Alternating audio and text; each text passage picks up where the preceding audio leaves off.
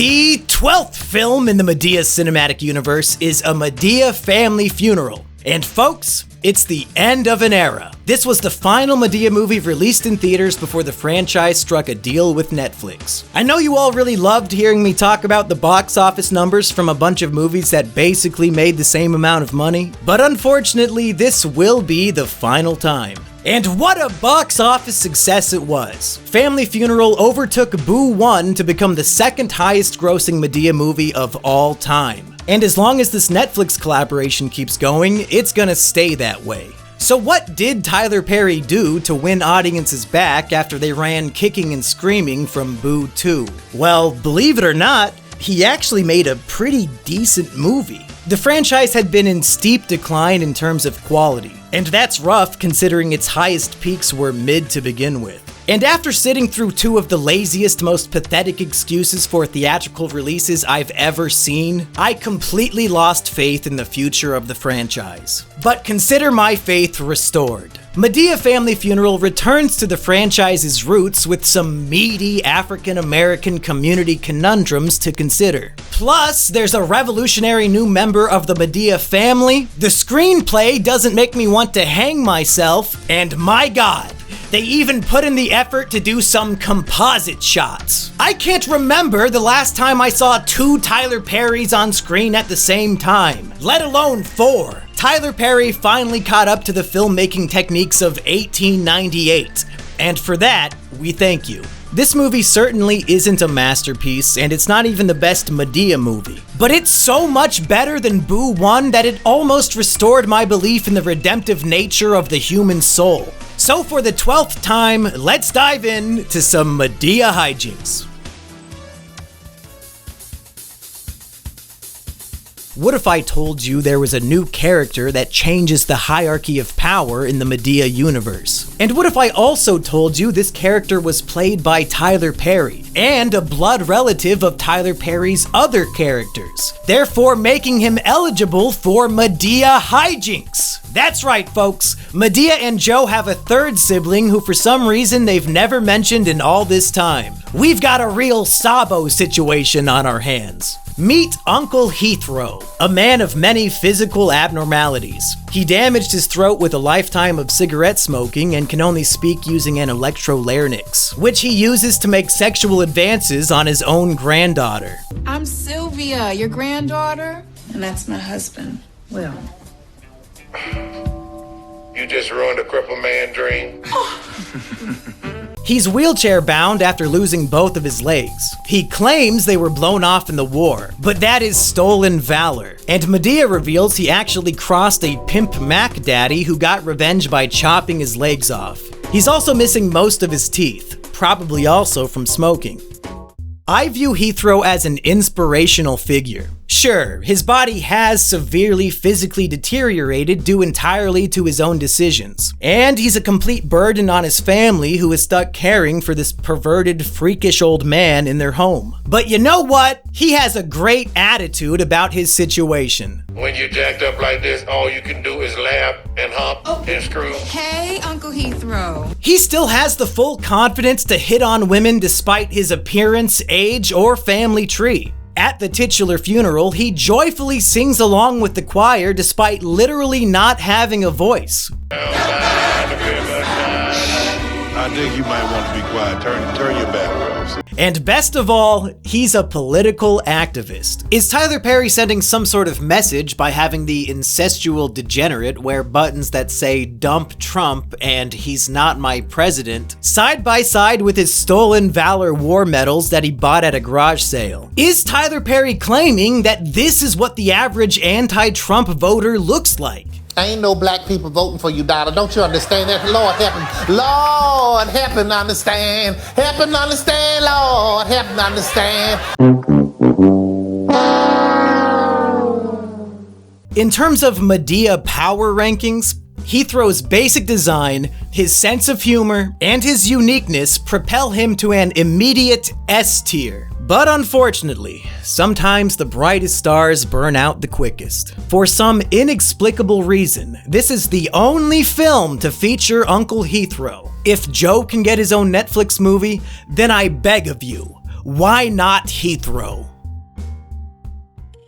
The next funny thing I want to talk about from this comedy movie is the slaughter of hundreds of unarmed black people by the hands of American police officers. That's right, this Madea movie is going there. Brian is driving Madea and the gang to a family get-together at Heathrow's house, and a cop pulls him over for seemingly no reason. And this is when the great debate begins. Madea and Joe tell Brian he needs to run because cops are racist and crazy and will shoot unarmed black people for no reason. But Brian disagrees. He claims the people who got shot must have been doing something wrong. And as long as you behave civilly, a police officer has no reason to be hostile.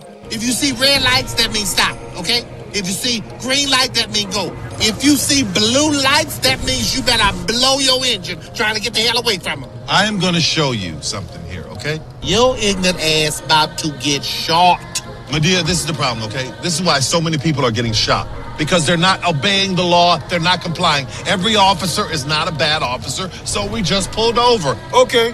All right, I'm gonna put that on your tombstone. All officers are not bad officers, except the one that shot my ass. Do not throw anything out of this car. Wait about throwing nothing out the window. We putting our hands out the window because we don't want to get shot. You know what? This is absolutely crazy. I'm sure that's why all these people got shot. You know what they were doing? They weren't complying. Boy, you damn crazy. Now at this point, I'm genuinely at the edge of my seat to see where this goes. Tyler Perry is playing with fire here. He's having an argument with himself about the single most sensitive topic in the black community. Imagine you're a black person who wants to get away from the horrors of the real world with a brief reprieve into the wacky hijinks of everyone's collective auntie. And then Tyler Perry shoves the single most terrifying element of the African American experience in your face. And now in this film, the characters are arguing about what black people should do in this situation. Madea says you should run from the police because they'll kill you for no reason. And Brian says if you act normal, everything should be fine. In my mind, Tyler Perry has now set himself up for failure no matter how the scene resolves.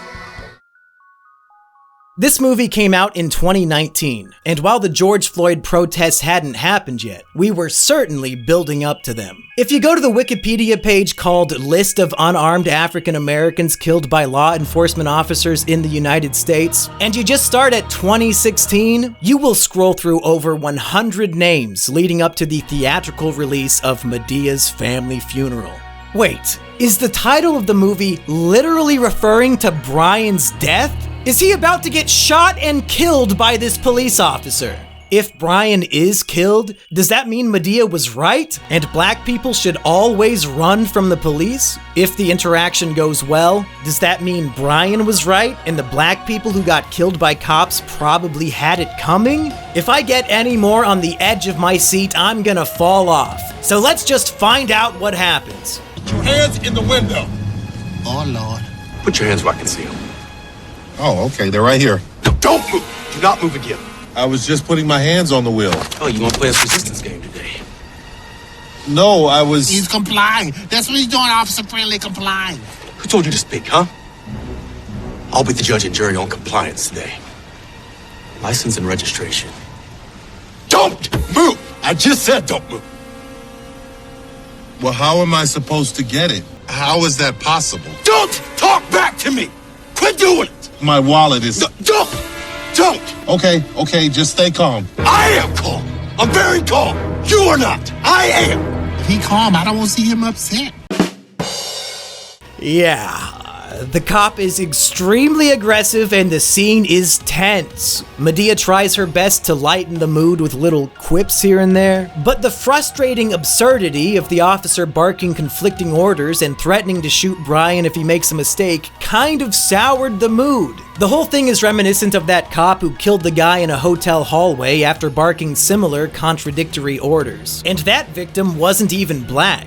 However, after the cop enters Brian's information into the computer, he returns with a bright smile and kind voice. The gang deduces the officer must have changed his tune after finding out Brian is a wealthy lawyer. So basically, these black people survived the police encounter because of their high economic status. And in my opinion, this was a bit of a cop-out.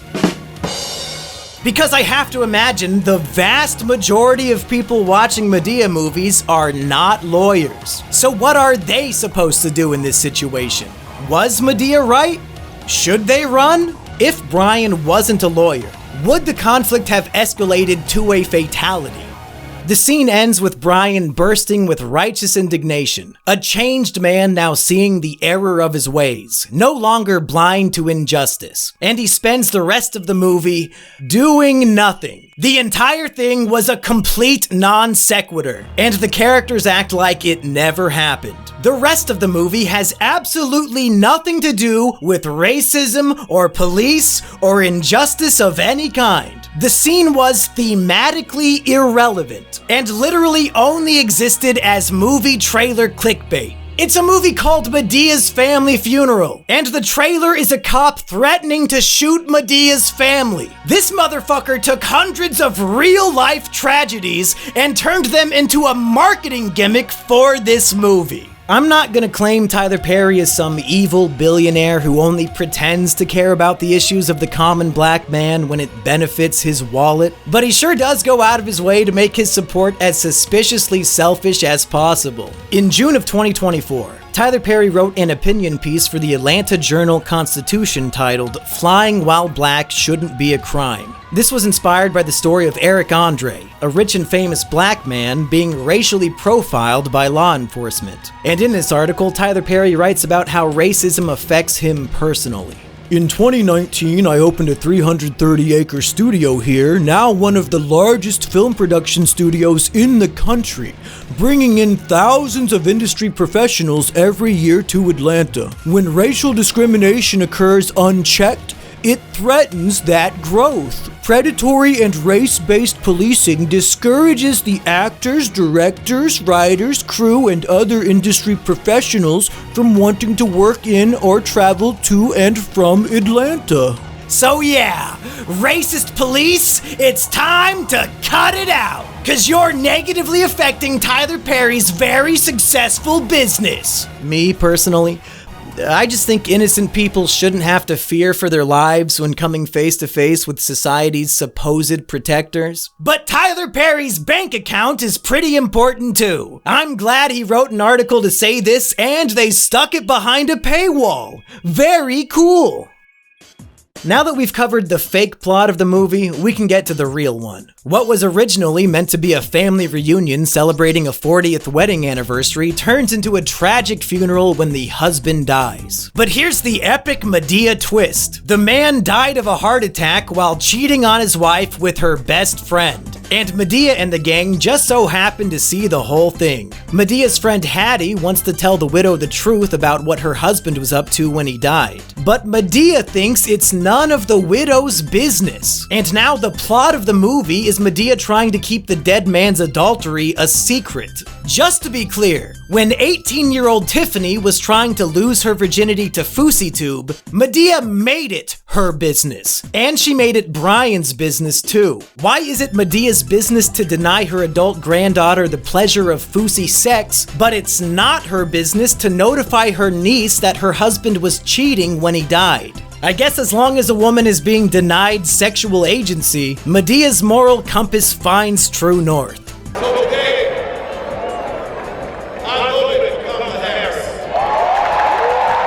What is your opinion on building the wall? Oh, I'm all for that. Really? Yes, I think The I think you should build a wall, yes. The majority of the Madea hijinks at this point is Madea trying to prevent the widow from learning the truth, mostly by means of punching people in the face when they try to talk about it. And he was lies back in the back. Hush. Damn, what? What was he doing? He was Hey! Where was he? At the hotel. Shut up! Damn it, Ma, I'm gonna fuck you up. Shut up! He was at a And then the widow doesn't bother to ask, hey, why did you just brutally punch your friend in the face when she was explaining how my husband died? I'm now going to ask a series of follow-up questions because this behavior was extremely suspicious. Madea has conditioned these people to an environment of violence, much of which is seemingly random in nature. And these extended family members who see Madea so infrequently that they didn't even attend Medea's family reunion 10 movies ago are somehow still so accustomed to her violence that it isn't even worthy of questioning. Meanwhile, the widow leaves Madea in charge of organizing the funeral and viewing the body. And at the funeral home, wouldn't you know it, the darn casket won't stay closed because the guy died having mind-blowing adulterous sex. So his rigor mortis penis is too damn long. And Madea has to body slam the casket closed over and over again to diminishing effect. The funeral director does offer to chop the man's penis off, but Madea says she doesn't want him going to heaven without his dick. Although she also expresses concern he may be going to hell. And she says as much to the widow. Madea actually says a lot of dark, fucked up stuff to the widow. And as a fan of both black comedy and puns, I was triply pleased by these scenes. Just make sure he looks normal. You remember what he looked like last time you saw him, don't you? Yeah, we all remember what he looked like. You won't be up here and crying and sad. Yeah, that's usually how people do it. They just want to die. They just want to die after somebody that they loved and went on to glory. And hopefully he went to glory. You know, usually when the man died or the woman died after all them years, the man or woman died right behind them. They don't stay separated too long. You might not have too long because y'all were together so many years. But it's all right. I'm glad I can make you feel better. Mm-hmm. At the funeral, Madea takes the role of director, and she begins the service in the same way I hope my future funeral starts, with honor and glory given to the Almighty. First, giving honor to Popeyes and all the chicken that I like. Amen. Amen. And then from here, it's mostly a joke about how long black funerals are, I guess. But there is brief hijinks, like when Madea yells at a random cross-dresser that they aren't allowed at the funeral. What is you doing up in here? You trying to scam somebody? No, child. Please, this is not a Caucasian funeral. Would you mind leaving? Please, step. And it turns out all of Medea's stress and punching was for nothing, because her niece reveals she already knew about the cheating. And then she tells the story of her life's greatest burden, putting up with a serial cheater just so he would help support her ungrateful children. So basically, her entire life was miserable and she's glad her husband died. And now with her newfound freedom, she's leaving her family behind to fuck Mike Tyson in Las Vegas. And I think Mike might be drunk or something because he stumbles into the car, and they didn't bother filming another take. And Medea's like, yeah, sorry kids, hopefully your mom puts up a better fight than Robin Givens. And she walks away and the credits immediately start rolling.